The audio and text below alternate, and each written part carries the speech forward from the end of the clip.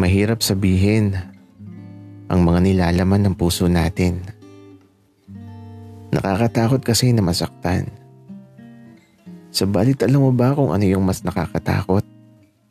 Yung di mo sinabi yung tunay na nararamdaman mo at hinayaan mo maglaho ang damdaming pinagtagpo, sabalit tuluyang pinaglayo.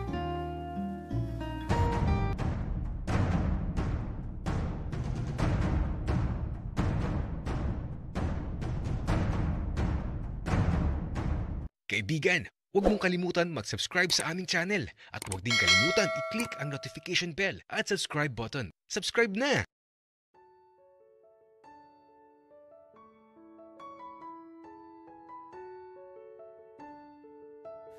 Masarap talaga na minsan may mga nakakausap ka. Yung napagsasabihan mo na mga nilalaman ng puso mo. Yung taong handang makinig sa'yo. Kaya nga eto, sa ayaw at sa gusto ni Miko, sa pilitan yung pagtulog niya sa silid ko, wala na siyang magawa. Andito na siya eh. Bawal nang lumabas. At eto, may mga napag-usapan kami tungkol sa nakaraan. Masaya talaga na may nakikinig sa'yo. At eto, ayaw daw niyang matulog na patay ang ilaw. Gusto ay maliwanag kaya sige, pagbigyan natin. Hindi pa naman ako sanay na maliwanag sa silid. Pero pipilitin kong makatulog kahit maliwanag. Kaya lang hindi talaga ako makatulog ngayong gabi. Kahit anong gawin ko, hindi ako makatulog. At si Miko, halatang di din makatulog. Paikot-ikot siya sa kama eh. Kaya ito, siguro ay may kipagkwentuhan na lang ako sa kanya. Pampaantok lang. Miko, di ka din ba makatulog? Wika ko. Opo, Tito Paulo. Wika naman ni Miko. Baka kasi kung ano-anong iniisip mo kaya di ka makatulog. Wika ko naman. Wala naman akong iniisip, Tito Paulo. Ikaw ba, bakit ka di makatulog? Baka ikaw yung may iniisip. Wika naman ni Miko. Wala naman akong iniisip, Miko. Siguro dahil lang talaga sa kape at sa pagtulog ko kaninang hapon. Kaya di ako makatulog ngayon. Pero maya-maya din eh, makakatulog na ako. At saka bakit ba ang layo mo? Dito ka sa tabi ko. Dumakit ka sa akin. Para kapag nilamig ako eh, may mayayakap ako. Wika ako. Tito Paulo, paano ba namang di ka lalamigin? Nakaboxer ka lang kasi. Wika naman ni Miko. Siyempre. Nahihiya ako sa'yo. Kaya nakaboxer ako. Wala nga namang matulog ako nang walang kahit anong suot di nakita mo. Wika ako. Ganun po ba? Pero okay lang naman yun, Tito Paulo. Di naman ako titingin. Wika naman ni Miko. Ganun ba? Mamaya na lang kapag tulog ka na. Sa totoo lang, nangangati talaga ako kapag may suot ako. Kaya tatanggalin ko na lang mamaya kapag tulog ka na. Wika ako. Ganun po ba? Sige po, Tito Paulo. Inaantok na ako. Matutulog na po ako. Wika ni Miko. At eto, tumalikod na siya. Mukhang antok na ata talaga si Miko. Kaya naman eto, mula sa maliwanag na silid, ipinikit ko na din yung mga mata ko. Pipilitin kong makatulog na kaagad dahil ayokong magpuyat.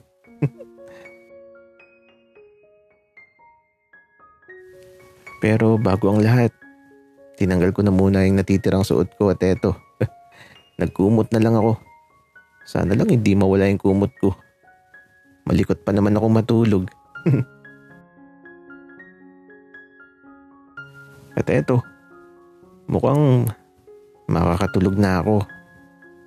Naghihikab na ako at tila ba dinadala na ako ng isipan ko sa kakaibang mundo kung saan tila ba hindi ko maunawaan yung kakaibang nararamdaman ko.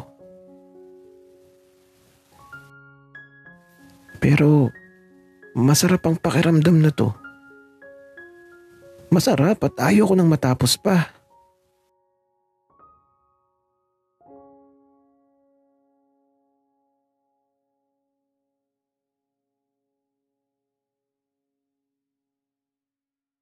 Nagpanggap ako natutulog. Ang tagal kasi matulog ni Tito Paulo. Lagi niya ako kinakausap. Kaya ito, nagsabi na ako na matutulog na ako. Pero ang totoo, hinihintay ko lang na makatulog siya. At ito, hindi pa man nagtatagal. Narinig ko na yung mahinang pagkilik ni Tito Paulo. Nakatulog na ata siya. Kaya ito sumilip ako. Grabe matulog si Tito Paulo. Guwapo pa din. Tapos nakita ko yung boxer short niya na nakasampay sa sandalan ng upuan. Kaso nakakumot siya. Paano ko makikita? Pero sabi nga nila, kapag gusto may paraan. Kaya naman, nakikiramdam ako. At eto, dahan-dahan kong hinihila yung kumot pababa. Maingat na maingat talaga ako, as in, sobrang ingat. Baka magising si Tito Paulo eh. At ayan, unti-unti nang lumalantad ang ganda ng kalikasan. Mula sa taas hanggang sa pababa ay tila ba matutupad na naman ang isang pangarap ko. Magkahalong excitement at kaba yung nararamdaman ko. Parang sasabog yung dibdib ko. Grabe, at habang paunti-unting sumisilay ang pag-asa, napapakagat labi na lang talaga ako at nagdarasal na sana huwag magising si Tito Paulo. Hindi ko kasi alam ang sasabihin niya kapag nakita niya yung kalokohan na ginagawa ko. Hindi ko kasi mapigil na sarili ko. Sorry na, marupok ako. Pero ako lang ba? Baka ikaw din. Baka nga mas marupok ka.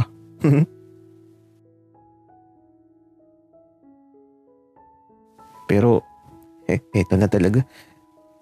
Saglit na lang. Konting hila na lang at makikita ko na. Nasa pinakamagubat na parte na kasi ako. Kaya ayan, konti na lang. Tiyaga lang talaga at makakamit na natin ang tagumpay. At eto na. Tangina. Animoy nakangiti siya sa akin. Nasilayan ko na yung ngiti pero konting hila pa. At ayan. Unti-unti nang lumalantad ang malaking troso sa kagubatan. Grabe. Sa sobrang liwanag dito, malinaw na malinaw ko nakikita ang lahat. At sa gubat na to, natagpuan ko ang dalawang itlog na nagtatago sa makapal na damuhan sa ilalim ng malaking troso. Natulala na lang ako sa aking nakita. Nakatitig na lang ako habang pinagmamasdan ng kabuuan ng mga imahinasyon kong nasa harapan ko. At tila ba, naghihintay na lang na gawin ko ang lahat ng gusto ko. Pero hindi ko kaya. Natatakot ako. Paano kapag nagalit si Tito Paulo sa akin? Ayoko magalit siya. Bakit ko ba kasi ginagawa yung mga bagay na to? Pero wala naman siguro masama kung titikim ako. Bahala na nga. Kaya eto, sobrang maingat ako sa paggalaw. Papalapit ng papalapit sa pangarap ko. At habang papalapit ang labi ko, para talagang sasabog yung puso ko sa sobrang takot, kaba at excitement. Kahit mahalikan ko lang yun, masaya na talaga ako.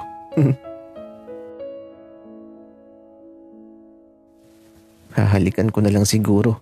Sapat na yun. Tapos matutulog na ako. Baka kasi maagising si Tito Paulo bigla. Ayoko naman na magalit siya sa akin.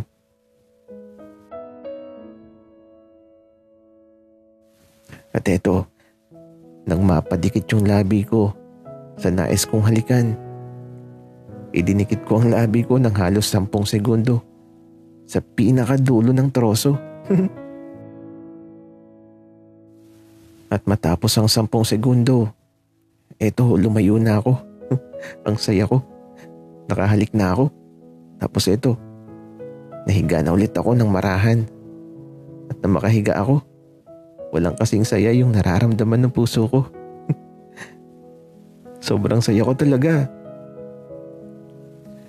Pero, teka, tulog na tulog pa din si Tito Paulo. Pwede sigurong isa pa, pero medyo ipapasok ko sa loob kung kaya ko. Pero natatakot na naman ako. Bahala na nga. Kaya naman eto na naman ako. Marahang kumikilos papalapit muli sa inaasam ko. Iisipin ko na lang talaga na saging yung kakainin ko. Tapos ipipikit ko na lang yung mga mata ko. Masarap naman yung saging eh. Ang sarap siguro ng saging na kasing laki ng upo. Saging na gaupo yung laki. Saan ka pa? Pero teka, eto na. Gagawin ko na. Bahala na, basta. Gagawin ko na.